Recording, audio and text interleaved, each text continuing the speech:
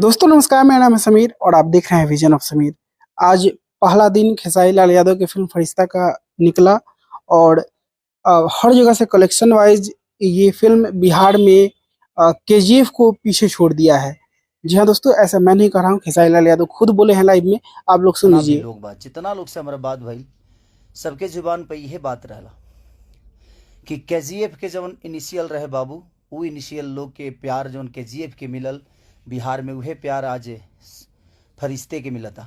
तो आप लोगों ने सुना। और दोस्तों आप लोगों को बता दें कि आज होली के ठीक बाद वाला दिन है और आज के दिन बहुत सारे लोग थके होते हैं क्योंकि कल रात का जो हरासमेंट है वो पूरा दिन बहुत सारे लोग जो भी देखने वाले हैं फिल्म गांव से नहीं आ पाते हैं।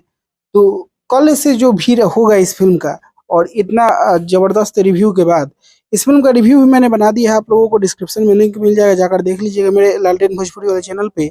और ये पॉजिटिविटी के साथ अगर ये फिल्म आगे बढ़ती है तो और भी ऑडियंस इसको मिलेंगे और भी बेहतर कर पाएगी ये फिल्म आने वाले दिनों में कलेक्शन।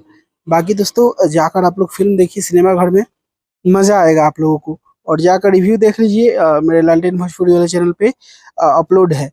बाकी मैं मिलूंगा आप लोगों से नए वीडियो में, तब तक के लिए जय हिंद, वंदे मातरम।